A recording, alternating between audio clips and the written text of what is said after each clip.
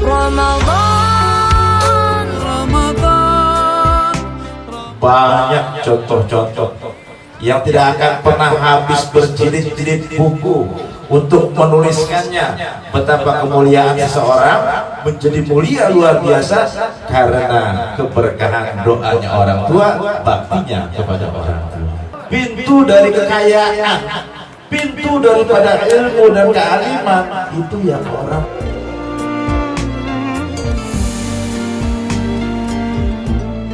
tergantung nyantel bagaimana engkau bisa mengambil ridho orang tua. Dan kemurkaan Allah, kebencian Allah pun sama, tergantung daripada kemurkaan orang tua kepada. Nauzubillah. Sekarang orang tua sudah tiada. Bagaimana mungkin saya bisa menggapai ridhonya sedangkan beliau sudah terbujur kaku di dalam tanah? Masih banyak kegiatan yang buat mereka ridho. Apa di antaranya? Kau menghubungi saudara-saudara orang tua kamu, bibimu, ya, pamanmu, teman bapakmu, teman ibumu, itu pergauli dengan baik. Itu pun bagian dari mencari ridhonya orang tua.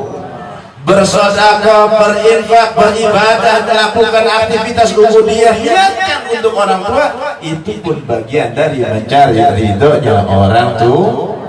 Sama ketika kita duduk di sini niatkan dari rumah, ya Rabb, kalau sampai saya bisa dihadirkan ke majlis manaqib 454 ini, saya niat biar pahalanya buat orang tua saya. Kalau saya sekiranya ada amal ibadah saya yang kau ridhai, yang kau terima, yang mendapatkan ganjaran darimu, saya niatkan pahalanya untuk orang tua. Nah, itu namanya doa birrul walidain. Artinya apa? Doa anak yang soleh yang mendoakan kepada orang tuanya. Bersyukurlah aku dan engkau. Di dalam setiap zikir manaqib para imam mengajarkan demikian. Bahkan Ki Baturi mengadakan hal seperti ini sebagai ibrah, pelajaran supaya kita pun melakukan hal yang sama. Melakukan hal yang sama bisa mengikuti langkah ulama memuliakan orang tua. Dulu saya mau cerita tentang Uwais Al-Qarni, tidak pernah bosan saya menceritakan. Sampai tahu siapa Uwais Al-Qarni? Uwais Al-Qarni ini adalah seorang sahabat Nabi yang tidak pernah bertemu dengan Nabi, padahal hidup sezaman dengan Nabi. Bayangkan, hidup sezaman dengan Nabi, tapi tidak pernah bertemu dengan Nabi, tapi diangkat oleh Nabi sahabat yang paling dekat, dan bahkan bisa. Dia bukan seorang sahabat yang ahli perang, dia bukan seorang sahabat yang punya keilmuan atau kecanggihan pikiran yang luar biasa. Ternyata dia hanya seorang sahabat yang selalu mengurus ibunya, yang selalu merawat ibunya dengan keterbatasan yang ia miliki. Dia hanya punya mengembalakan gembalaannya, dan setiap hari tidak pernah dia beranjak dari ibunya. Satu saat, ya, satu saat sang anak ini bertanya kepada sang ibu. Uwais Al-Qarni minta izin kepada ibunya, duhai ibuku, berilah kesempatan aku untuk berziarah ke Madinah. Aku ingin sekali bertemu dengan kekasih hatiku, Nabi Muhammad. Begitu hebatnya rasa rindu ini, aku selalu terbayang ingin segera melesat ke Makkah dan Madinah menemui orang yang ku cinta, yaitu Nabi Muhammad sallallahu alaihi wasallam. Lalu ibunya bicara, kalau kau ingin berangkat ke sana, berangkatlah wahai anakku. Sampaikan salam cinta dan hormatku untuk Nabi kita. Tapi ingat, jangan sekali-kali kau kemana-mana lagi. Setelah sampai di sana, lalu kembalilah segera. Berarti kan mepet waktunya. Kenapa? Karena ibunya sendirian. Maka dia pun berangkat dengan tergesa-gesa, dengan begitu semangat yang menuju Madinah. Ketika sampai di sana, singkat cerita, ternyata Kanjeng Nabi tidak ada di tempat, sedang melaksanakan perang jihad fisabilillah. Saat itu barangkali di dalam hati kita perjalanan yang begitu jauh, kemudian kondisi medan yang begitu berat, pikiran kita akan bicara, dengan gue tungguin daripada gue pulang lagi, betul ya? mendingan ditungguin. Tapi karena Uwais Al-Qarni sudah janji pada ibunya, ketika kau sampai di sana, segeralah kau kembali karena aku sendirian ada di sini. Maka bertemulah Uwais Al-Qarni dengan Sayyidatina Aisyah, menceritakanlah dia, lalu dia pun pamit kembali ke Yaman, bertemu dengan ibunya. Selang berapa lama Kanjeng Nabi datang. Sebelum Aisyah menceritakan, sudah dipaparkan oleh Nabi Muhammad sallallahu alaihi wasallam.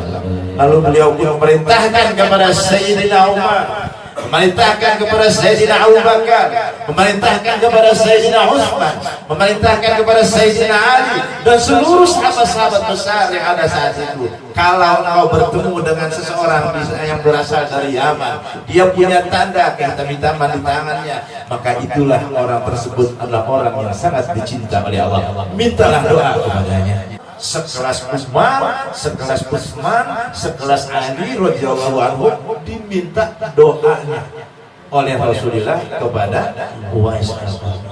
Berarti kedudukan Uwais Al-Qarni begitu hebat. Allahumma shalli ala Muhammad. Kenapa bisa begitu hebat? Nah, itu tadi baktinya kepada orang tua. Banyak contoh-contoh yang tidak akan pernah habis berjilid-jilid buku untuk menuliskannya betapa kemuliaan seseorang menjadi mulia luar biasa karena keberkahan doanya orang tua, baktinya kepada orang tua. Pintu dari kekayaan, pintu daripada ilmu dan kealiman itu ya orang tua. Bagaimana mungkin orang yang mengajarkan kamu lalu kamu hina dan kamu marah dari apa yang diajarkan kepadamu? Bagaimana mungkin orang yang mengajarkan kepadamu ini namanya air, ini namanya api, lalu kau hina dia dengan kata-kata menyakitkan hati? Alangkah durjananya, nauzubillah. Nah, disinilah di tempat ini, di tempat zikir manaqib di mana saja hati kita diajak oleh guru-guru kita untuk selalu mendoakan orang tua kita, karena mereka lah pintu gerbang daripada keberkahan, pintu gerbang daripada kebahagiaan, pintu gerbang daripada pengetahuan itu ada di kedua orang tua kita. Untuk itu kita baca Fatihah ya. Mudah-mudahan Allah Subhanahu wa taala menjadikan orang tua kita semuanya yang ada di sini apabila sudah wafat, Allah ampuni semua dosa-dosanya, Allah tinggikan derajatnya, Allah lapangkan kuburnya, Allah gabungkan dengan para kekasih-kekasihnya Allah Subhanahu wa taala. Apabila masih hidup, semoga aku dan kau diberikan kesempatan, kemampuan untuk bisa membahagiakan mereka semua sampai ajal menjemput matanya. Jadi dulu waktu saya mondok di Sukorejo, itu saya ingatkan lagi ya, saya dikasih doa namanya birrul walidain, doa bakti kepada orang tua. Itu dibaca biasanya ba'da sholat asar atau bersama-sama ketika dalam mengaulkan orang tua. Bacaannya seperti apa? Nanti ya Rabbi bil Mustafa itu ya. Saya terjemahin dulu ya. Ya Rabbana ya Dzal Karam ya wahiban kullan ni'am. Hadza abi ni'mal abu min ajlina kam ya abu. Ya Rabbana ya Dzal Karam, wahai Engkau Tuhan yang memiliki segala kemuliaan, ya Dzal Karam, sahibul karam, pemilik kemuliaan, pemilik kemurahan, itulah Allah Subhanahu wa ta'ala. Ya Rabbana ya Dzal Karam, ya segala nikmat itu adalah Allah.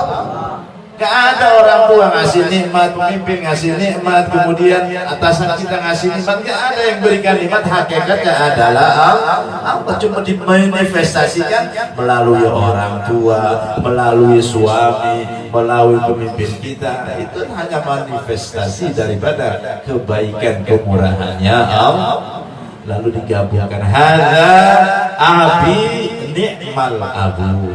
Ya Rabb, Kau yang punya kekuasaan, Kau yang punya kemurahan, Kau yang menjadi sumber segala nikmat, ini Bapakku. Ni'mal abu, sepaling baiknya Bapak. Min ajalina kam yat abu, Gara-gara kami ya Rob, orang tua kami menjadi lelah. Orang tua kami, bapak kami menjadi penat gara-gara kami. Ketika kita masih dalam kandungan, orang tua kita capek luar biasa. Ibu kita, bapak kita berangkat pagi pulang malam, kadang tidak peduli nyawa taruhannya. Kata Abah kemarin, orang-orang yang bekerja di atas suset itu karena apa? Karena cinta sama anak dan istrinya. Para tukang ojek, ada tukang ojek di sini. Grab Jack ya, Gojek. Itu yang berangkat ke sana kemari pantatnya sampai tepos. Itu demi siapa? Demi anak dan istri. Dia nggak ngelihat dia di aplikasinya bunyi ada kagak ting-ting. Wah, dia orderan ini berangkat lagi kadang lupa waktu. Semuanya yang diingat itu bagaimana bisa mengais rezeki, bawa pulang untuk anak dan istri. Min ajlina kami yadhabu. Karena kami ya Allah, orang tua kami menjadi capek, menjadi lelah, tidak peduli cuaca apapun, yang dipentingkan, yang dipikirkan hanyalah kami dan kami. Itulah yang namanya ayah, orang tua laki kita. Mungkin sebisa selalu kita lihat bapak kita cuma belonjor aja kayaknya gitu ya. Kagak ada kegiatan yang repot sama kita, pernah nyuci segala macam. Padahal pikirannya pun yang lain kerjaan lagi, sama kerjaan perempuan. Dia kadang berangkat sampai 3 hari 3 malam, berangkat untuk usaha dan lain sebagainya demi anak dan istri. Min ajlina kam yadhabu. Ummi kadza an'im biha mamithluha fi fadliha. Demikian juga ibuku ya Allah. Sepaling bagusnya ibu, sepaling baik ibu. Ummi kadza an'im biha mamithluha fi fadliha. Tidak ada satupun yang bisa menyamai daripada keutamaan ibuku. Sampai anda untuk dia. Apakah pantas dia melakukan itu kepada? Apa jawaban Nabi? Sungguh tidak akan pernah terbayar dengan apapun tetesan keringat engkau dari malu abuka wa ummuka. Hartamu wahai anak muda, kata Nabi. Harta yang kamu dapatkan wahai anak muda adalah harta bapak dan ibumu. Paham ya? Jadi kalau kita punya harta, punya uang, punya rezeki diambil sama orang tua, itu bukan mencuri. Itulah harta mereka juga. Bahkan sekiranya ruh diminta oleh orang tua kita, jasmani kita dipotong-potong buat makan orang tua kita, masih boleh. Ruh kita diminta sama orang tua kita, masih boleh, masih punya hak itu orang tua kepada kita. Karena kita semua tergadaikan di dalam orang tua kita, kita semua ada di dalam diri orang tua kita. Jadi ya, ummi kadza an abiha mamithluha fi fadhiha. Baru kita berdoa, barik huma ya Rabbana, ya Rabb, berkahilah keduanya. Barik huma ya Rabbana, wahfadhuma dauman lana, pelihara keduanya sebagaimana mereka pelihara kami selamanya. Orang tua ya, saya belum pernah punya cucu, ini belum pernah, tapi Kefatuni udah punya cucu. Biar anaknya udah punya anak, biar anaknya udah punya anak, biar dia udah punya cucu, tetap anak itu ada di dalam bayangan-bayangan kelopak matanya, ada di dalam anasir-anasir hatinya. Itu juga yang terjadi terhadap kita dengan orang tua kita. Begitu, ayo kita baca qasidah birrul walidain bareng-bareng ya. Sayyidul Rasul, semoga sebab wasilahnya Rasulullah Muhammad sallallahu alaihi wasallam, doa birrul walidain yang diijazahkan guru saya Ki Haji Dhofir Munawwar dari beliau ini manfaat dan barokah dikabul ijabah.